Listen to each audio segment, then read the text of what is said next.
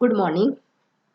Welcome students for the second lecture of spectroscopy, and in this chapter I will repeat all the introductory part of the spectroscopy.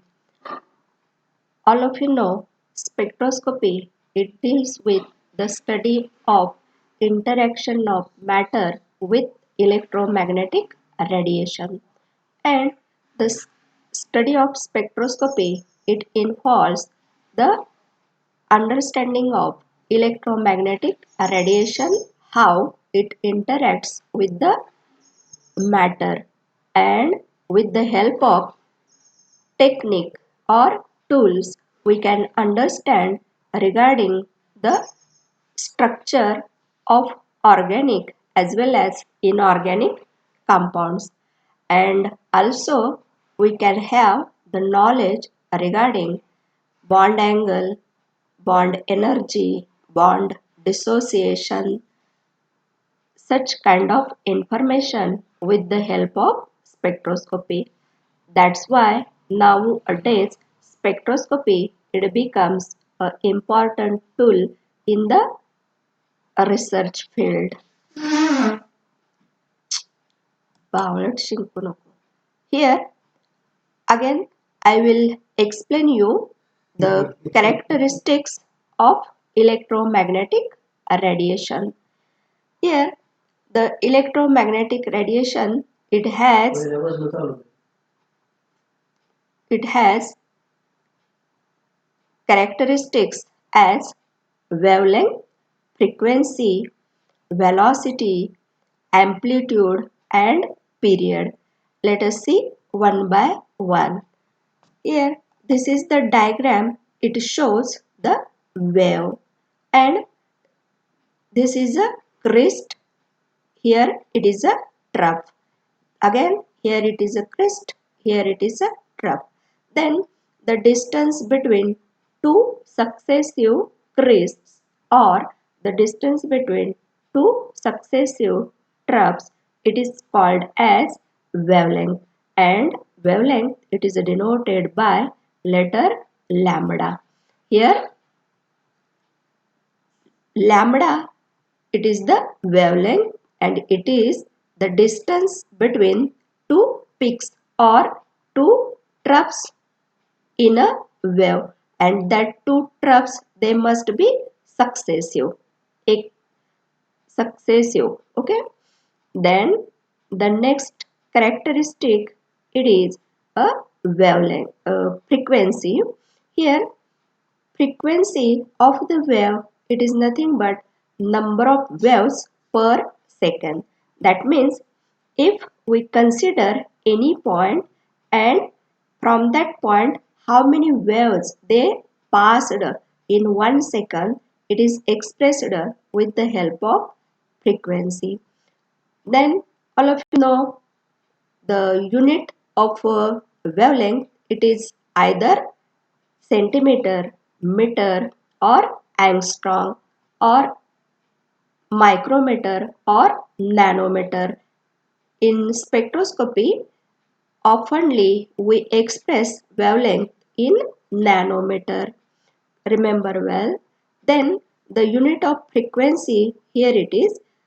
We can measure frequency in terms of cycles per second. Therefore, the unit of frequency, it is second inverse, and it is also called as hertz. Then the multiples of hertz, they are megahertz and gigahertz, and megahertz, kilohertz. Here kilohertz, it is nothing but 1 into 10 raised to 3. Then megahertz, it is equal to 1 into 10 raised to 6, and gigahertz, it is equal to 10 raised to 9. Remember well. Again, all of you know wavelength, it is inversely proportional to frequency.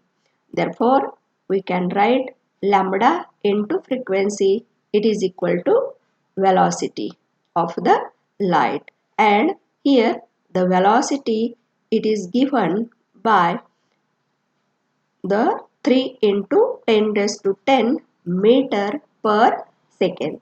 That means the distance traveled by the wave, it is nothing but the speed of the light, and it is denoted by letter C, and the value of C here, it is 3 into 10 raised to 8 meter per second.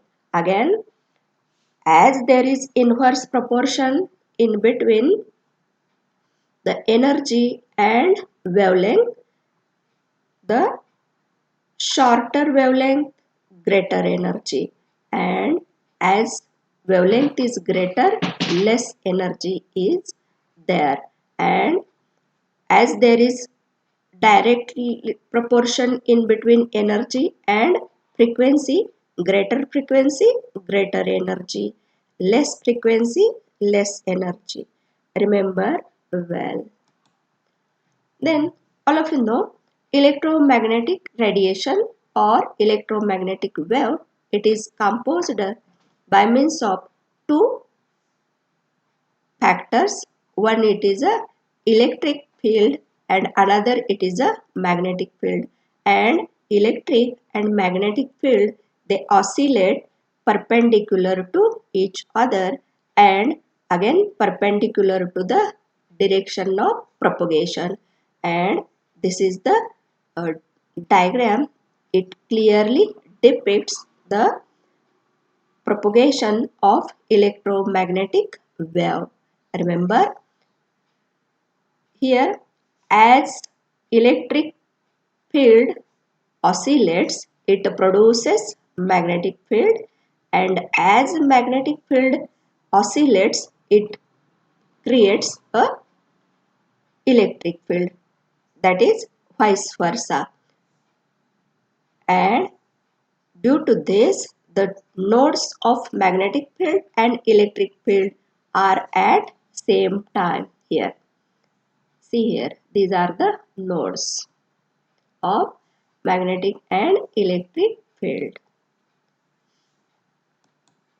Then I have explained you the properties of electromagnetic waves.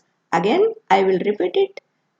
Here, the variations in both electric and magnetic fields occur simultaneously.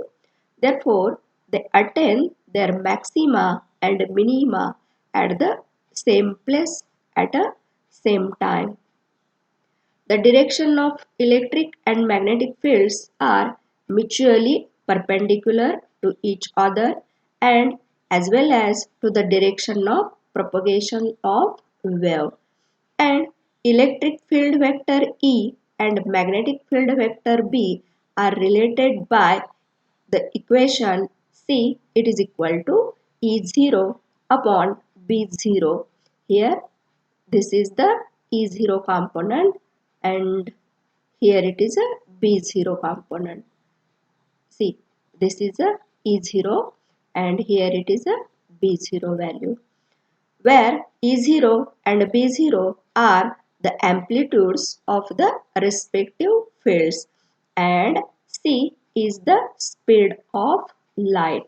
Remember well, electric field vector E and magnetic field vector B are related by equation C, it is equal to E0 divided by B0, where E0 and B0 are the amplitudes of respective fields. That means here E0, it is the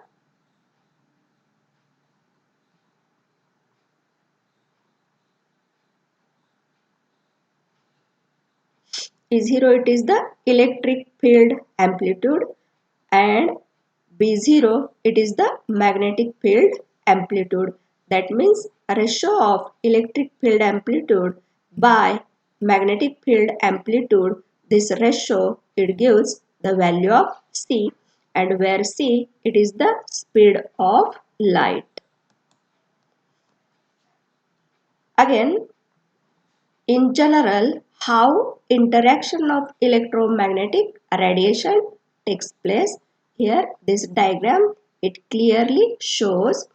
Here in the radio wave region, we use that electromagnetic radiation of region radio waves. It is used to broadcast radio and television. Then in the microwave region, here these waves are used in cooking, in radar, in telephone, and in other signals. Then the infrared region, it is used to transmit heat from sun, fires, and radiators. Again, uh, with respect to organic chemistry, this IR region, it is the fingerprint region.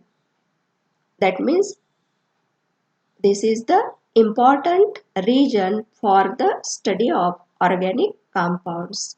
Then here this is a visible light region, and due to this region we able to see everything. That means this region makes things able to be seen. Then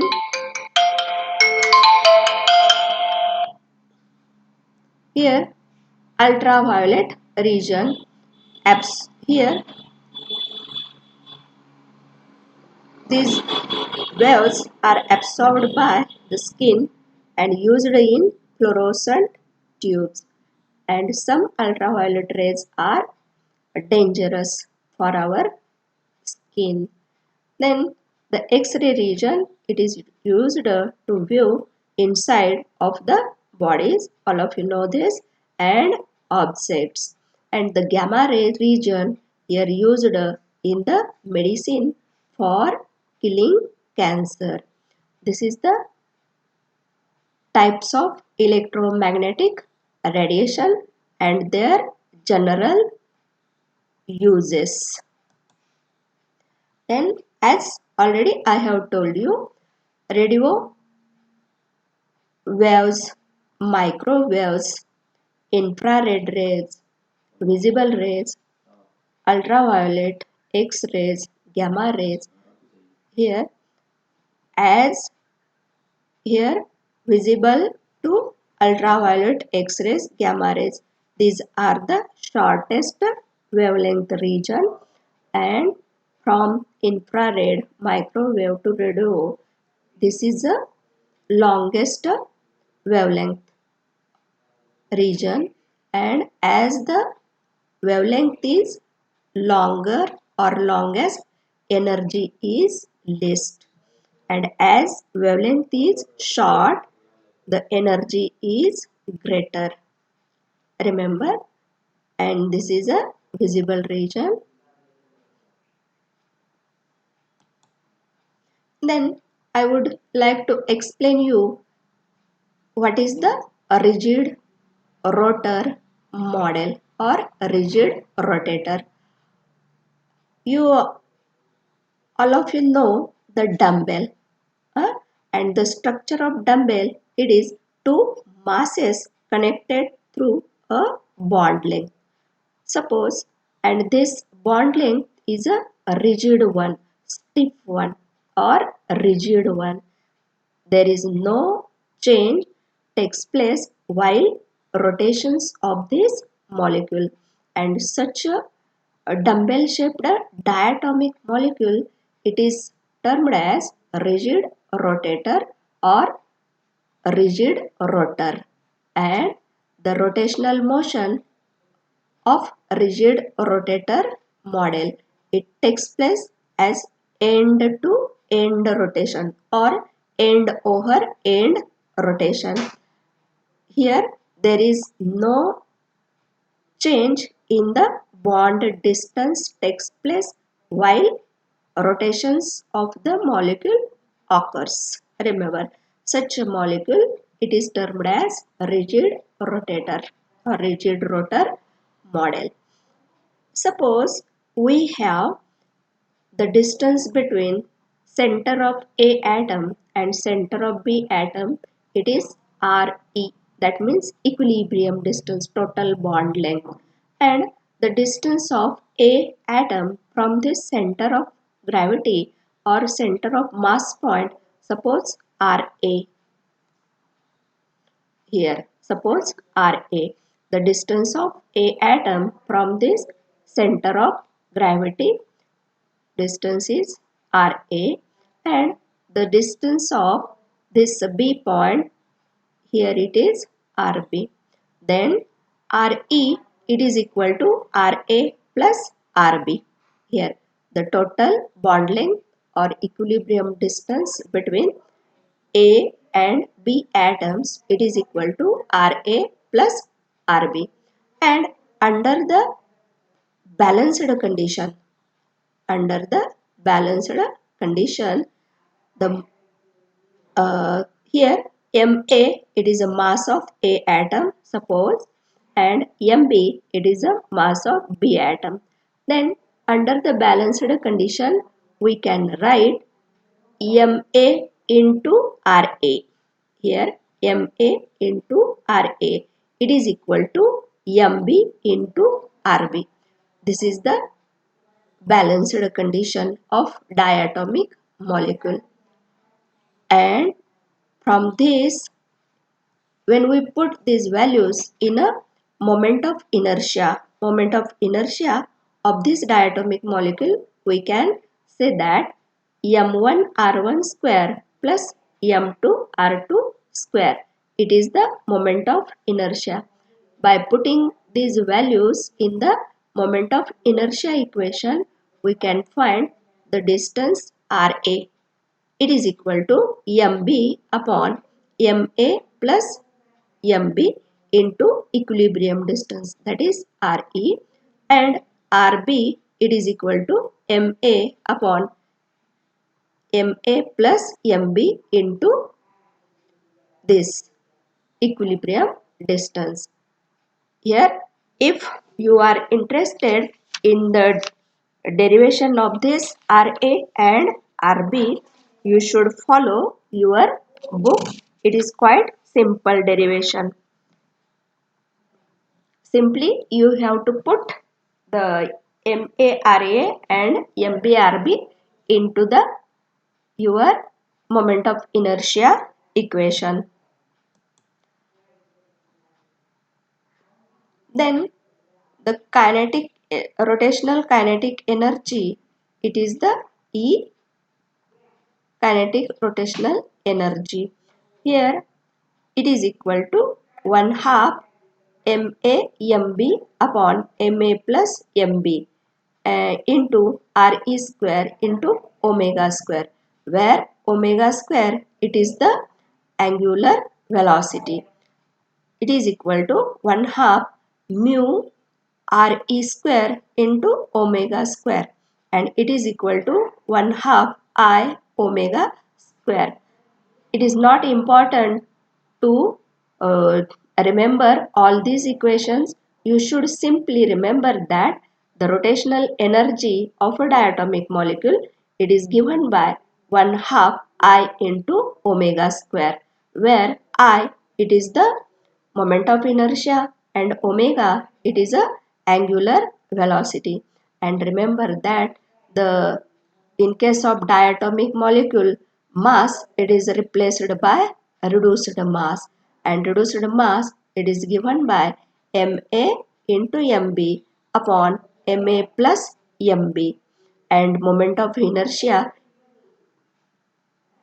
it is given by I, it is equal to Ma Ra square plus Mb Rb square, it is equal to U, reduced mass.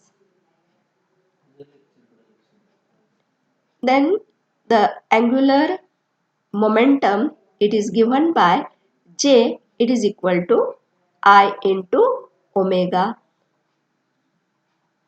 or L, it is equal to I into omega. Again, all of you know, here momentum, it is given by m into v, where p, it is the momentum, m, it is the mass, and v, it is the velocity. then the rotational kinetic energy, it becomes equal to J square upon 2I, and for the sake of simplicity we can also write it as angular momentum square upon 2I. That means P square upon 2m. Thus we have the rotational energy levels for a rigid rotator. It is given by Ej, it is equal to h square upon 8 pi square I into j in a bracket j plus 1, and the unit of energy here it is joules, having j values are 0, 1, 2, dot dot etc. For last lecture I have told you J, it is a rotational quantum number, and to express the energy in terms of wave number, here Ej, it is equal to rotational energy in joules divided by Hc, and it is equal to h upon 8 pi square Ic into j in a bracket j plus 1. Here we have converted the rotational energy in joules into centimeter inverse, that is in terms of wave number, and here the wave number, it is also a one characteristic of electromagnetic wave, and wave number, it is given by nu bar having unit centimeter inverse, and when we replace this factor h upon 8 pi square I into c by b bar, we can have the energy for j level, any j value, we can calculate b bar into j in a bracket j plus 1. Remember that here we have put this b as a h upon 8 pi square I into c by putting bar over b. Remember, this is the, we have put b bar, and again here j values are 0, 1, 2, 3, 4, and when we put j it is equal to 0, this value becomes 0 into 0. That means for a rotational energy having j it is equal to 0, we have 0 value. For j equal to 1, here 1 plus 1, 2, 2 into 1, here it is we have 2 b bar value. For j equal to 2, here 2 plus 1, 3, 3 into 2, that means 6, 6b value, and so on. By putting the various j values here, we can calculate the various rotational energy levels. Again, here rigid rotor model, it is the dumbbell shaped. This bond between two atoms, it is stiff one, a rigid one, and there is no any change takes place in the bond length. This bond is not elastic, and it has a rotations end over end rotations, and the reduced mass of a diatomic molecule, it is given by this formula m1 m2 upon m1 plus m2. Remember that if you understand this study well, and if you don't understand, ask me for your further clarification. And remember that how the rotational energy equation it is derived, it is not for your syllabus. You should simply write down the direct equation. Thank you.